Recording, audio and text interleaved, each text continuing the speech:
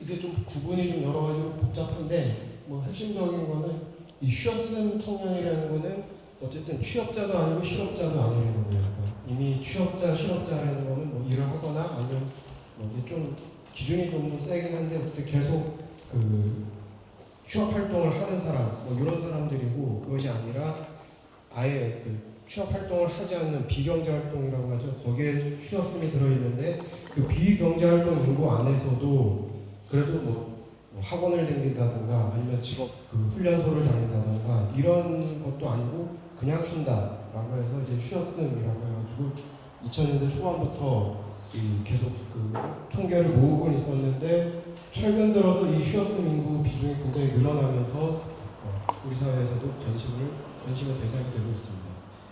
다른 범죄와의 및 실업자와의 차이는 목적이 취업이나 진학 준비를 하면서 하는 그런 비경제 활동과도 차이가 있기 때문에 순수 유휴 상태라는 측면에서 좀 다른데, 이게 왜 문제시 되느냐? 세 번째 나오는 양면적인 성격이 있다는 거죠. 이 사람들은 어쨌든 높은 시장 복귀 가능, 그래도 일을 할 생각이 아예 유휴 상태라고 하면 일할 생각이 아예 없진 않아요. 근데 또 이게 또 쉽지 않으니까 계속 쉬었을 기간이 늘어날수록 다시 돌아오기 어려운 그런 양면적인 조건이 있기 때문에 이걸 좀 주목해서 봐야 될 것이 있고, 외국에서는 어떤 얘기를 하냐, 유럽 같은 데서는 니트라고 얘기를 해서 통계를 만드는데, 얘네들은 한 2010년대 이후로 계속 좀 줄었어요. 그래가지고 지금은 한 11.1%까지 줄었고 2030년까지 9% 목표로 한다고 하는데, 네덜란드 같은 데는 이미 그 9% 이하로 내려갔지만 또 루마니아 같은 데 되게 높고, 사회적인 정치적인 제도 하에서 있느냐에 따라서 영향을 많이 받는다라는 게 있고요. 그리고 여기서 중요한 것은 남성보다 여성의 이 니트 비율이 더 높습니다. 이거는 여성들의 경우에 비경제 활동 인구로 더 빠지는 비중이 더 많다라는 얘기예요. 그럼 여러 가지 이유들이 있겠죠. 전통적인 인습이라든가 아니면은 어떤 성별 분업이라든가 이런 여러 가지 이유가 있을 테고, 그리고 더 중요한 것은 이게 20대 초반보다 20대 후반, 30대로 갈수록 이 여성과 남성 간의 성별 격차가, 니트 격차가 더 벌어집니다. 그래서 이거는 좀 주목해서 볼 필요가 있는 것 같고요. 그 다음에 미국에서는 실망 실업자 이런 표현을 또 해서 통계를 모으고 있는데, 여기서도 보면은 20에서 24세 실업률이 6.4%라서 미국 전체 평균 4.3%를 뛰어넘습니다. 그래서 결과적으로 전 세계적으로 이 취업 시장에, 이 노동 시장에 진입하는 초기의 어려움, 그리고 여기서 어려움을 겪는 사람들이 장기적으로 좀 이탈하는 경향이 좀 크다, 이런 것들은 좀 세계적으로 공통적으로 일어나고 있는 현상인 것 같아요. 이게 전체적인 우리나라 고용 관련 지표와 취업수 인구 추이를 보면은, 이건 이제 청년뿐만 아니라 전체를 얘기를 하는 건데, 실업률뿐만 아니라 확장 실업률이라고 해가지고 좀 더 잠재적인 실업자, 그러니까 전통적인 실업자보다 좀 더 범위를 넓게 넓힌 게 이제 우리가 피부로 느껴지는 실업률과 더 가깝다고 해서 하는 확정 실업률 자체도 어쨌든 20년에서 25년 사이에 좀 줄어들었어요. 근데 그럼에도 불구하고 쉬었음 비중은 굉장히 늘어났습니다. 전체 15세 이상 인구, 생산이 가능한 인구라고 하죠. 맨 끝에 표를 보면은, 표 중에 맨 끝에를 보면은 2025년 기준에도 15세 이상 인구 중에서 무려 5.6%가 쉬었음으로 들어가 있어요. 어떤 잠재 실업률까지 넓혀봐도 실업률이 줄었다고 하지만, 그럼에도 불구하고 쉬었음 인구는 최근에 급격히 늘어나고 있다라는 것은 조금 우리가 간과할 수 없는 문제라고 좀 생각이 들겠습니다. 이게 결국은 청년 인구는 계속 줄어들고 있죠. 근데 청년 인구는 계속 줄어들면도 노동시장 밖으로 이렇게 빠져나가는 유휴 인구는 역으로 늘어나고 있다는 측면에서 이게 좀 우리가 좀 면밀하게 분석을 하고 여기에 대해서 같이 생각해 봐야 되는 과제라고 생각합니다. 20대에 보면은 이게 25년에 보면은 다른 인구 집단에서는 실업률이 줄어드는데 20대 집단은 실업률조차도 25년에 늘어나요. 그리고 경제활동 참가율도 떨어집니다. 그래서 20대의 경우에 가장 큰 타격을 최근에 입고 있고, 쉬었음 인구도 20년에 16.6에서 25년 19.9로 급증합니다. 그리고 30대도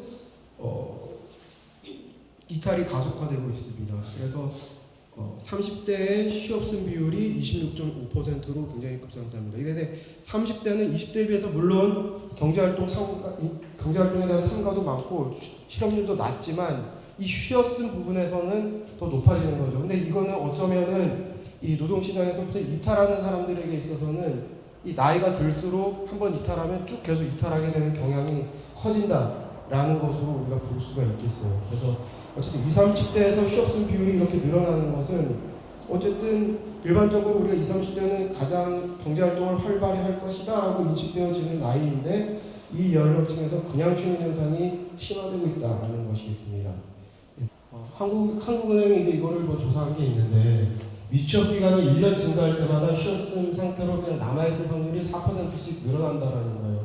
그래서 결국 경로 의존성이라는 게 있지 않습니까? 자기가 어떤 길을 걷느냐에 따라서 그 이후의 길이 계속 영향을 받게 된다는 건데 이게 한번 이탈한 게 계속 이어지면 이어질수록 점점 더 그 상태에 고착화될 가능성이 커진다는 것이고 그래서 그 구직 포기도 어떤 취업을 아예 희망하지 않는다라는 사람이 19년 만에 28만 7천 명이었는데 25년 45만 명으로 늘었습니다. 이거는 청년 인구 수 자체가 줄어들었다는 걸 감안해 볼 때 이 취업 자체를 하지 않겠다라고 하는 사람의 비율이 굉장히 높아졌다는 것을 의미하는 거겠죠.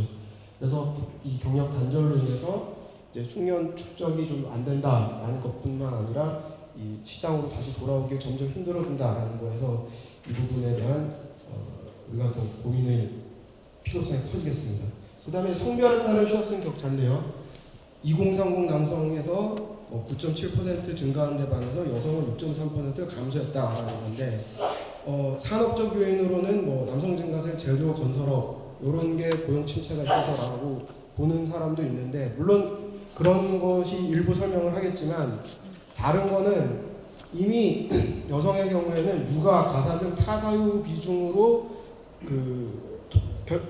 통계로 나오는 비경제활동 인구 비율이 이미 높다는 거예요. 그래서 이미 비경제활동 인구가 많이 빠져 있기 때문에 순수 취업승은 오히려 낮다라는 거죠. 그래서 어쩌면은 오히려 순수 취업승이 여성 비율이 낮게 나오는 데에 있어서는 이런 요소를 고려를 해야 되는 거고 우리가 아까 이유를 봤을 때는 이유는 취업승 비중 자체도 여성이 더 높게 나왔잖아요. 그래서 이거는 비경제활동으로 빠지는 거기서 성별 격차가 나오게 하는 그런 여러 가지 사회적 요소들과 함께 생각하지 않으면은 이 숫자만 봤을 때는 사실은 좀 무리한 해석이 될 수 있겠다라는 말씀을 드리고 싶습니다. 이게 이제 교육 정도별 취업승인데 일단은 쭉 봤을 때 가장 크게 이걸 설명하는 것은 이제 저숙련의 취약성이라고 얘기를 하고 있습니다. 한국은행에서 얘기하는 건데 취업승 청년의 59.3%가 초대졸 이하라는 거예요. 그래서 해당 그룹 내 비중이 8.6%로 4년제에 비해서 2배다라는 겁니다. 그래서 결국은 반복 저숙련 노동자가 우선적으로 이 노동시장의 사각지대로 밀려나는 현상이 있다라는 것이고 그런데 여기서 또 한 가지 얘기는 그럼에도 불구하고 취업승으로만 국한해서 봤을 때 최근으로 봤을 때 요 첫 번째 그림에 옅은 하늘색을 보면 4년제 이상이 최근에 또 높아지고 있어요. 요 최근에 이 4년제 늘어나는 것은 두 가지로 해석을 하는데 AI 기술 혁신 및 기업의 철저한 경력직 선호 현상이 영향을 미쳤을 것이다 라는 거고 근데 이것뿐만이 아니라 두 번째는 4년제 대졸 인구 자체의 비중이 또 늘어나기 때문에 저렇게 4년제의 취업승 인구가 늘어나는 두 가지 현상이 맞물려서 그런 그림을 만들어냈다라는 것이겠습니다. 그래서 이 취업승 청년들의 경제적 실태인데 여기 굉장히 낮은 자립도죠. 평균 소득이 저 정도 되고 거기에 비해서 부채는 거의 절반 이상이 부채라는 것이겠습니다. 그리고 그렇게 취업승이 되면 어쨌든 소득이 없으니까 소득 절벽 상태인데도 월 평균 213만 원 정도의 지출 부담은 계속 발생을 하겠습니다. 취업승이라고 해가지고 길거리에서 잘 수는 없고 그러니까요. 그리고 근데 또 여기서 재미있는 것은 금융자산을 보유했을 때 취업승 상태인 확률이 11.2% 상승한다는 건데 이게 버티기가 가능해서 그런 것인지 아니면은 원래 돈이 많아서 그런 것인지 이거는 좀 자세히 뜯어봐야 되는데 그것까지는 한국은행이 못 뜯어봤더라고요. 그래서 이거는 좀 더 살펴봐야 될 필요가 있겠습니다. 그 다음에 이제 유보임금 희망경 구성인데 우리가 봤을 때 뭐 주류 언론에서 맨날 얘기하는 쉬었으면 청년이 뭐 배가 불러가지고 뭐 눈높이가 높아가지고 대기업만 가려고 뭐 이래서 그렇다라는 얘기들이 있는데 실제로 봤더니 그렇지 않다라는 겁니다. 그래서 희망 연봉을 봤을 때는 여기 지금 그룹을 4개로 나눴어요. 취업을 한 청년, 그리고 구직 중인 청년, 그리고 이 당장 구직 활동은 하진 않지만 뭐 역시 뭐 직업학교를 다니든 뭐 학원을 다니든 뭐 이런 인적자본 투자라는 그룹, 그리고 쉬었음 그룹 이렇게 봤을 때 이 사람들이 과연 취업 같은 경우에는 뭐 3,200만 원 정도면 내가 일할 만하다라고 했다면 쉬었으면 3,100만 원이면 일할 만하다라는 거고, 어쨌든 그 각 그룹별로 별로 유보임금의 격차가 없다라는 겁니다. 그리고 일하고 싶은 기업 유형에 있어서도 뭐 중소기업 희망이 가장 높고 대기업과 공공기관 상대적으로 저조하다라는 거죠. 그러면은 언론 같은 데서는 이 쉬었으면 왜 이렇게 늘어나냐, 눈이 높아서 그렇다라고 하는 것은 실제 조사를 봤을 때 현실과는 거리가 먼 이야기라는 거겠죠. 본질적인 원인은 결국은 두 번째 나오는데, 이게 그렇게 원하는 게 그렇게 뭐 대단한 걸 원하는 것도 아닌데도 쉬게 된다는 것은 최소적인 생계와 인간적 노동 조건이 보장되는 일자리 자체가 절대적으로 부족하다는 얘기밖에 되지 않는 것이죠. 그리고 실제로 우리가 계속 얘기를 듣는 것은 대기업 공공기관 지망하는 그런 청년, 상대적으로 이런 분들의 목소리가 좀 과대평가되는 부분이 있다. 그리고 그 대다수의 인구의 다수를 차지하는 그런 중소기업 지망군들의 목소리는 공론장에서 상대적으로 과소하게 이야기되는 부분이 있다라는 것이고, 그것이 결국은 주류 언론의 눈높이론으로 이어지게 되는 것이 아니겠는가라는 부분이겠습니다. 지금 청년도 이제 청년도 다 같은 청년이 아니다라는 말씀을 드렸지만, 청년 당연히 여러 가지 분할선이 있겠죠. 그 분할선 안에는 지역이라는 부분들도 있겠습니다. 그래서 사람들이 청년 인구의 54%가 계속 수도권으로 거주하게 되는데, 뭐 일자리와 인프라 자체가 이 수도권에 편중되어 있는 부분이 있겠죠. 그리고 비수도권은 계속 여러 가지 불리한 부분들이 많고, 또 서울에서 지방으로 수도권에서 지방으로 이동한 청년들도 이동을 했더니 34.9%가 결국은 수도권에서 떠난 이유가 뭐 번아웃이나 주거난이나 이런 거였음에도 불구하고 가봤더니 거기는 더 힘들기 때문에 결국은 되돌아오더라라는 그런 현상이 벌어지고 있는 것입니다. 예, 우리나라 뭐 노동시장의 이중 구조다라고 얘기를 하는데 뭐 12대 88 이러는데, 대기업, 정규직 이런 식으로 되는 이른바 그래도 좀 안정된 일자리가 전체 노동자의 11.9%, 그리고 뭐 중소기업이나 뭐 비정규직으로 대표되는 그런 좀 상대적으로 열악한 일자리가 전체적으로 88.1%로 극단적으로 갈려 있는 것이죠. 그리고 그럼에도 불구하고 대기업 정규직 신규 채용률은 6.5%에 불과하다는 거죠. 그래서 극심한 병목 현상이 발생하고 있는 것이 사실입니다. 그런데 2차 시장의 임금은 1차의 57.9% 수준이고 근속연수도 절반입니다. 근데 그럼 왜 이탈을 하냐? 15세에서 29세에 쉬었음에 1위, 3위는 결국은 원하는 일자리를 찾기 어려움이라는 거예요. 근데 이게 여기서도 눈여겨봐야 될 게, 전체 인구에 왜 이탈하냐 사유했을 때 대부분은 1위는 다른 연령에서는 몸이 좋지 않아서입니다. 그런데 여기는 30세 이하는 원하는 일자리를 찾기 어려움이라고 얘기를 해서 다른 연령대의 쉬었음과는 또 다른 격차를 또 보이게 되는 거죠. 이것은 첫 단추를 잘못 끼웠을 경우 경로 의존성에 의해서 평생 저임금 불안정에 고착될 것이라는 그런 공포심을 가지고 있고, 그렇기 때문에 좀 더 신중하게 취업시장에 선택을 하는 요소도 분명히 작용을 한다라고 우리가 얘기를 할 수가 있겠어요. 그리고 또 다른, 여기 적혀 있지는 않는데, 지금 우리는 계속 소득 불균형 얘기를 하고 있지만, 소득 격차 얘기를 하고 있지만, 소득 불평등의 확산 속도보다 자산 불평등의 확장 속도가 더 큽니다. 그렇기 때문에 이 개인의 노력만으로 어떻게 할 수가 없다라는 무력감이 작용을 하는 것이고, 구직 활동을 멈추게 되는데 여러 가지 요소가 있지만, 이 계속 커지는 자산 불평등에 의해서 이게 뭐 한다고 해서 뭐 달라지겠냐라고 생각하는 그런 요소들도 크게 작용을 하고 있겠습니다. AI 기술 혁신과 고용 패러다임인데, 청년 일자리 타격, 최근에 감소 일자리 그 20대의 감소 일자리 21만 1000개 중에서 20만 8천 개가 AI 노출 고위험 업종이라고 해요.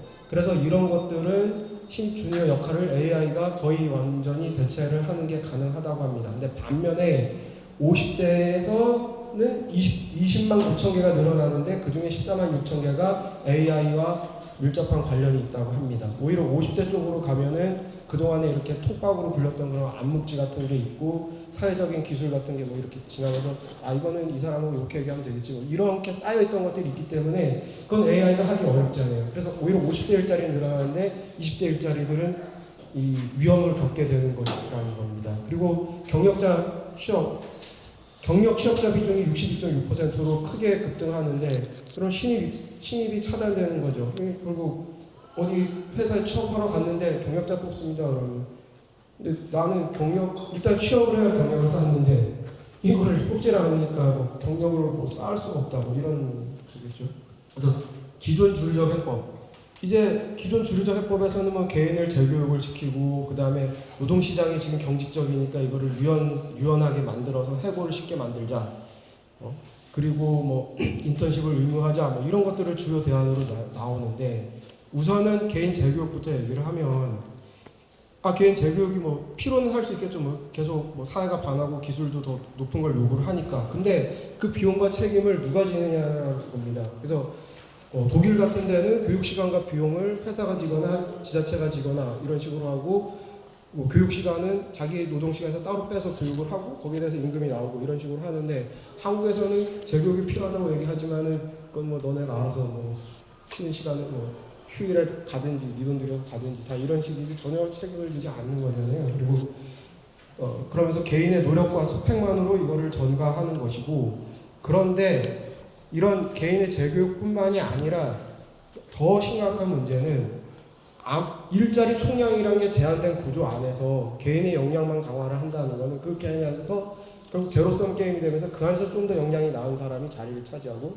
그것이 안 되는 사람은 자리를 잃고 이렇게 되는 거죠. 이 비둘기집의 원리 뭐 이런 거 무슨 인터넷에서 찾으니까 무슨 수학학습지 이런 데 나온 사진인데 보니까 근데 집이 9개 있으면은 비둘기 10마리 있어요. 그러면은 이걸 집을 하나 더 지어주면 비둘기들이 하나에 하나씩 다 들어갈 수 있잖아요. 근데 저렇게 돼 있으면 얘는 결국은 저렇게 길바닥에서 자거나 아니면은 억지로 이렇게 열악한 상황에서 그 좁은 틈에서 두 개가 같이 들어가가지고 이렇게 지낼 수밖에 없는 거잖아요.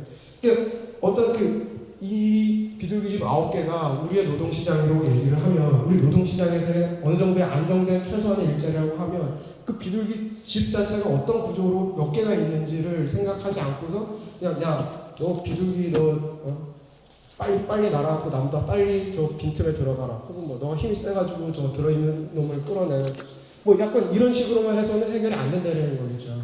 그래서 이 비둘기집의 원리가 우리의 지금 현실을 설명할 때 굉장히 좀 유용한 것이 아니겠느냐 이런 생각이 들고요. 결국은 이런 일들이 벌어지는 그 근본 원인은 기업의 목적은 이윤의 극대화라는 겁니다. 근데 이윤을 극대화하기 위해서 가장 손쉬운 방법은 노동비용을 절감하는 것이죠. 그리고 노동비용을 절감하기 위해서는 내가 필요할 때만 사람을 가져다 쓸 수 있는 마치 무슨 사람이 원료도 아닌데 원료는 자기가 필요할 때 뭐 10통을 넣었다가 5통 넣었다가 이런 것처럼 사람도 그렇게 원료처럼 유연하겠다는 그런 것이겠습니다. 그래서 그런 결과가 그걸 전 사회적으로 이렇게 강요하고 관철시킨 것이 우리가 맨날 얘기하는 거 80년대 이후 신자유주의 뭐 이런 얘기 아니겠습니까? 그래서 80년대 이후 미국, 일본, 독일 등 선진국에서 공통적으로 노동에게 돌아가는 노동 목적들이 다 우하향을 합니다. 중국도 끼어 있는데 중국도 역시 쭉 여기 하나에 끼어 있는 것인데, 근데 이게 우리가 좀 분명하게 좀 짚고 넘어가야 될 것이 유연화가 되면 고용을 늘린다. 이게 어떤 정부든 어떤 그런 정부랑 친한 사람이든 기업이든 맨날 하는 소리예요. 근데 유연화를 통해서 고용이 늘어나기 위해서는 두 가지 조건이 돼야 되는 겁니다. 자본 투자보다 사람이 더 쌓야지만 사람을 더 쓰는 거죠. 그게 첫 번째 조건이고, 두 번째는 그렇게 해서 물건을 만들었는데 이게 팔려야 된다는 겁니다. 실제로 사람들을 계속 싸게 굴리고 사람들의 구매력이 떨어지면 물건을 만들려도 안 팔릴 수가 있는 거죠. 그래서 그 두 가지 조건이 다 충족될 때만 유연화가 고용을 늘릴 수 있는 건데 이걸 실증적으로 봤을 땐 꼭 그렇지 않다라는 겁니다. 그런 부분이 하나 있고, 그리고 두 번째는 이 해고라는 것, 유연화라는 것은 해고가 되면은 사람은 일단 구매력이 떨어져요. 당장 괴롭죠. 그것뿐만 아니라 이 당장 일자리가 없어지면 삶의 계획이 어그러집니다. 내가 이제 뭐 몇 년까지는 이걸 해서 뭐 어떻게 자기 삶의 계획이 있는데 그게 안 되는 거죠. 개개인들의 굉장히 삶의 불안정성이 커져요. 그러니까 이런 유연화가 많이 이루어지면 노동자들이 기업에게 점점 더 반항을 하지 못하게 되고 협상력이 떨어질 수밖에 없는 거겠습니다. 그리고 또 한 가지, 유연화를 통해서 고용이 늘어난다 할지라도 이게 과연 사람들의 삶에 도움이 되느냐? 그렇지 않을 수 있다는 거예요. 왜냐하면 그 늘어나는 일자리들이 일단 싼 일자리를 늘리는 거였잖아요. 아까도 조건이. 그러니까 저임금의 불안정 노동만 굉장히 크게 늘어납니다. 뭐 독일의 하르츠계열 이런 데도 뭐 고용이 늘어서 좋다고 하지만 결국은 굉장히 불안정한 일자리만 많이 늘어났던 거죠. 그래서 우리가 유연화를 통해서 고용을 늘린다라는 얘기를 좀 주의 깊게 좀 살펴볼 필요가 있는 것 같고, 그래서 이렇게 됐을 때 기업의 그런 전략이 통했을 때 노조 조직률이 굉장히 하락하게 됩니다. 10페이지 그래프를 보면은요, 80년대 이후로 전 세계에서 노동조합 조직률이 얼마나 예외 없이 떨어져 왔는가를 볼 수가 있겠습니다. 그래서 협상력이 떨어지고 교섭이 탈중앙돼서 개별 기업의 그 틀에 갇히게 되고 노동규제가 악화되고, 그렇게 되면 대체 가능한 저숙련 취약한 노동자부터 공격을 받는다라는 걸 우리는 확인을 했었고요.